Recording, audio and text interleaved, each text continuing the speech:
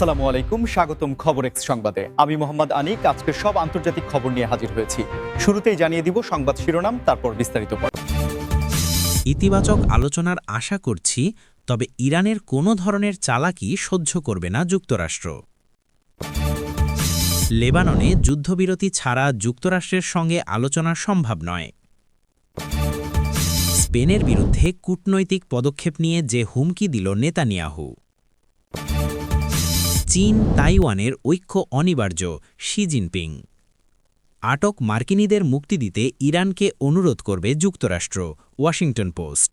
আসসালামু আলাইকুম, স্বাগতম জানাচ্ছি খবর এক্স সংবাদে। আমি মোহাম্মদ আনিক।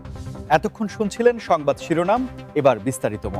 যুক্তরাষ্ট্র ও ইরানের মধ্যবর্তী রাজনৈতিক সম্পর্ক সবসময়ই বিশ্ব রাজনীতির অন্যতম প্রধান আলোচনার বিষয় হয়ে দাঁড়িয়েছে এবং সম্প্রতি নতুন করে ইতিবাচক আলোচনার যে সম্ভাবনা তৈরি হয়েছে সেটি নিয়ে বিশ্বজুড়ে চলছে নানা বিশ্লেষণ। ওয়াশিংটন স্পষ্ট করে জানিয়ে দিয়েছে যে তারা ইরানের সাথে একটি গঠনমূলক আলোচনায় বসতে আগ্রহী এবং মধ্যপ্রাচ্যে শান্তি ফিরিয়ে আনতে যে কোনো ফলপ্রসূ সংলাপকে তারা স্বাগত জানায়। তবে এই আলোচনার আড়ালেই ইরান যদি কোনো ধরনের কৌশলের আশ্রয় নেয় বা আন্তর্জাতিক নিয়ম লঙ্ঘন করার চেষ্টা করে, তবে যুক্তরাষ্ট্র তা কোনোভাবেই বরদাস্ত করবে না। মূলত দীর্ঘদিনের পরমাণু চুক্তি বিষয়ক জটিলতা এবং আঞ্চলিক আধিপত্য বিস্তারের লড়াইয়ে দুই দেশের মধ্যে যে অবিশ্বাসের দেয়াল তৈরি হয়েছে সেটি ভাঙাই এখন প্রধান চ্যালেঞ্জ হয়ে দাঁড়িয়েছে এবং মার্কিন প্রশাসনের পক্ষ থেকে বারবার বলা হচ্ছে যে তারা একটি স্থায়ী সমাধান চায়, যেখানে ইরানকে তাদের প্রতিশ্রুতি রক্ষা করতে হবে। বন্ধুরা, আপনারা কি মনে করেন, যুক্তরাষ্ট্রের এই কড়া হুঁশিয়ারি কি ইরানকে আলোচনার টেবিলে নমনীয় করবে, নাকি এই উত্তেজনা আরও বাড়বে? তা অবশ্যই আমাদের কমেন্ট বক্সে লিখে জানাবেন। আর এমন সব গুরুত্বপূর্ণ আন্তর্জাতিক খবরের আপডেট পেতে আমাদের চ্যানেলটি এখনই সাবস্ক্রাইব করে রাখুন।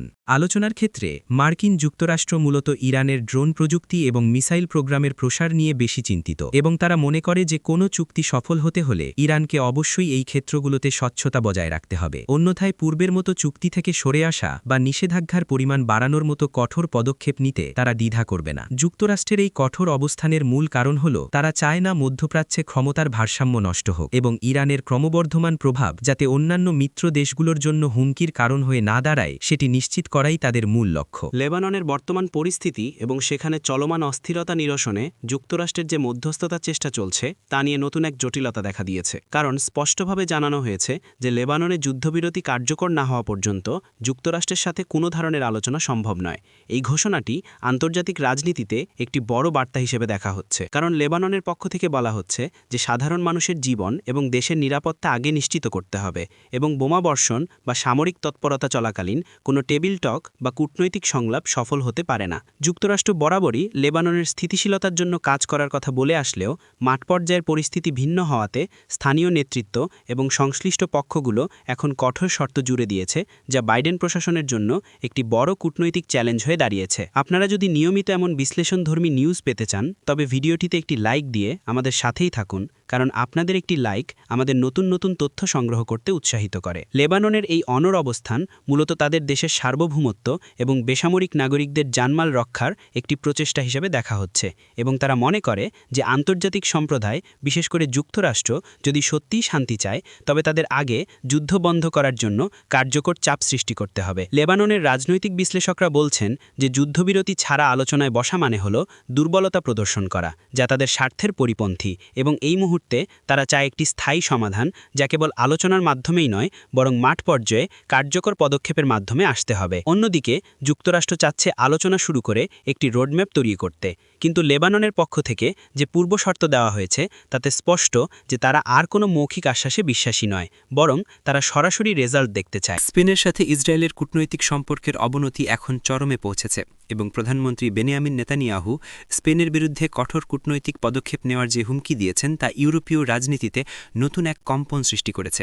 মূলত স্পেন সম্প্রতি ফিলিস্তিন রাষ্ট্রকে স্বীকৃতি দেওয়ার যে ঘোষণা দিয়েছে এবং ইসরায়েলের সামরিক অভিযানের কড়া সমালোচনা করেছে, সেটিকে নেতানিয়াহু প্রশাসন তাদের দেশের বিরুদ্ধে একটি শত্রুতামূলক আচরণ হিসেবে দেখছে।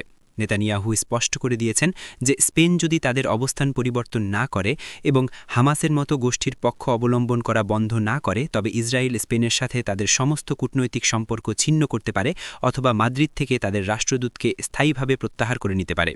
এই ধরনের কূটনৈতিক হুঁশিয়ারি একটি ইইউ সদস্য দেশের বিরুদ্ধে দেওয়াকে অনেক বিশ্লেষক বেশ নজিরবিহীন বলে মনে করছেন, কারণ স্পেন ইউরোপের অন্যতম প্রভাবশালী দেশ এবং তাদের এই সাহসী অবস্থান অন্যান্য অনেক দেশকেও অনুপ্রাণিত করছে। বন্ধুরা, ইসরায়েল এবং স্পেনের এই বাকযুদ্ধ নিয়ে আপনাদের মতামত কি তা আমাদের জানাতে ভুলবেন না এবং নিউজটি সবার সাথে শেয়ার করুন যাতে সবাই এই গুরুত্বপূর্ণ তথ্যটি জানতে পারে। ইসরায়েলের পক্ষ থেকে দাবি করা হচ্ছে যে স্পেনের সরকার অভ্যন্তরীণ রাজনৈতিক ফায়দা লুটতে এবং বামপন্থী ভোটারদের তুষ্ট করতে ইসরায়েল বিরোধী অবস্থান নিচ্ছে, যা কোনোভাবেই মেনে নেওয়া হবে না। অন্যদিকে স্পেনের প্রধানমন্ত্রী পেদ্রো সানচেজ সাফ জানিয়ে দিয়েছেন যে তারা আন্তর্জাতিক মানবাধিকার আইনের পক্ষে এবং ফিলিস্তিনের জনগণের আত্মনিয়ন্ত্রণের অধিকার রক্ষায় তারা অবিচল থাকবে, যার ফলে এই দুই দেশের মধ্যে এখন এক ধরনের ছায়াযুদ্ধ শুরু হয়েছে। নেতানিয়াহুর এই হুমকির পর স্পেনের পররাষ্ট্র মন্ত্রণালয় থেকেও পাল্টা জবাব দেওয়া হয়েছে, যেখানে বলা হয়েছে যে কোনো হুমকি দিয়ে তাদের ন্যায় বিচারের পথ থেকে বিচ্যুত করা যাবে না এবং তারা আন্তর্জাতিক ফোরামে তাদের কণ্ঠস্বর আরও জোরালো করবে। চীনের প্রেসিডেন্ট শি জিনপিং সম্প্রতি এক গুরুত্বপূর্ণ বক্তব্যে পুনরায় জোর দিয়ে বলেছেন যে চীন এবং তাইওয়ানের একীভূত হওয়া অনিবার্য এবং এটি সময়ের ব্যাপার মাত্র, যা পুরো এশিয়া প্যাসিফিক অঞ্চলে নতুন করে উদ্বেগের জন্ম দিয়েছে। বেইজিং মনে করে তাইওয়ান চীনের একটি অবিচ্ছেদ্য অংশ এবং যে কোনো মূল্যে তারা এই ভূখণ্ডকে মূল ভূখণ্ডের সাথে যুক্ত করবে, তা শান্তিপূর্ণভাবেই হোক বা অন্য কোনো উপায়ে। শি জিনপিংয়ের এই স্পষ্ট এবং কঠোর বার্তা মূলত তাইওয়ানের বর্তমান নেতৃত্ব এবং তাদের আন্তর্জাতিক মিত্র, বিশেষ করে যুক্তরাষ্ট্রের উদ্দেশ্যে একটি সতর্ক বার্তা হিসাবে দেখা হচ্ছে, যারা তাইওয়ানকে সামরিক এবং রাজনৈতিক সমর্থন দিয়ে আসছে। চীন তাদের সামরিক সক্ষমতা প্রতিনিয়ত বৃদ্ধি করছে এবং তাইওয়ানের চারপাশে নিয়মিত মহড়া পরিচালনার মাধ্যমে তারা তাদের শক্তির প্রদর্শন করছে, যা আন্তর্জাতিক সম্প্রদায়ের কাছে একটি উত্তেজনাকর সংকেত হিসাবে কাজ করছে। আমাদের চ্যানেলের খবরগুলো যদি আপনাদের ভালো লাগে তবে সাবস্ক্রাইব করে বেল আইকনটি বাজিয়ে রাখুন যাতে কোনো গুরুত্বপূর্ণ আপডেট মিস না হয়। শি জিনপিং তার বক্তব্যে জাতীয় পুনর্জাগরণের কথা উল্লেখ করেছেন, যেখানে তিনি মনে করেন তাইওয়ানকে ছাড়া চীনের এই লক্ষ্য পূরণ হওয়া অসম্ভব এবং তারা কোনো বিদেশি হস্তক্ষেপ এই বিষয়ে সহ্য করবে না। তাইওয়ানের পক্ষ থেকে অবশ্য বারবার বলা হয়েছে যে তারা তাদের গণতান্ত্রিক জীবনযাত্রা বজায় রাখতে চায় এবং তাদের ভবিষ্যৎ নির্ধারণের অধিকার কেবল তাদের জনগণেরই রয়েছে, কিন্তু বেইজিং এই যুক্তি মানতে নারাজ। এই ইস্যুটি এখন বিশ্ব অর্থনীতির জন্য একটি বড় ঝুঁকির কারণ হয়ে দাঁড়িয়েছে, কারণ তাইওয়ান বিশ্বের সেমিকন্ডাক্টর বা চিপ শিল্পের প্রাণকেন্দ্র এবং এখানে কোনো ধরনের সংঘাত শুরু হলে পুরো পৃথিবীর প্রযুক্তি বাজার ধসে পড়তে পারে।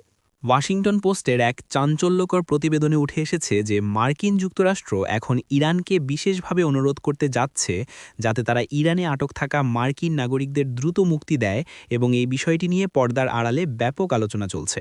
প্রতিবেদনে বলা হয়েছে যে ওয়াশিংটন মনে করে এই বন্দীদের মুক্তি দেওয়া হলে দুই দেশের মধ্যে বিদ্যমান অবিশ্বাসের বরফ কিছুটা গলতে পারে এবং এটি ভবিষ্যতে বড় কোনো চুক্তির জন্য একটি আস্থার পরিবেশ তৈরি করতে সহায়ক হবে। আটক মার্কিনীদের পরিবারের পক্ষ থেকে জোরালো চাপের মুখে বাইডেন প্রশাসন এখন এই বিষয়টিকে তাদের পররাষ্ট্র নীতির অগ্রাধিকার তালিকায় রেখেছে এবং বিভিন্ন তৃতীয় পক্ষের মাধ্যমে তেহরানের সাথে যোগাযোগ স্থাপন করার চেষ্টা করছে। ইরান অতীতেও বন্দি বিনিময়ের মাধ্যমে তাদের উপর থাকা কিছু নিষেধাজ্ঞা শিথিল করতে বা ফ্রিজ হয়ে থাকা তহবিল ফেরত পেতে সক্ষম হয়েছে এবং এবারও তারা এই ইস্যুটিকে একটি দর কষাকষির হাতিয়ার হিসাবে ব্যবহার করতে পারে বলে ধারণা করা হচ্ছে। ভিডিওটি ভালো লাগলে লাইক দিন এবং আমাদের চ্যানেলের সাথেই থাকুন, আর আপনার কোনো প্রশ্ন থাকলে কমেন্টে অবশ্যই করবেন।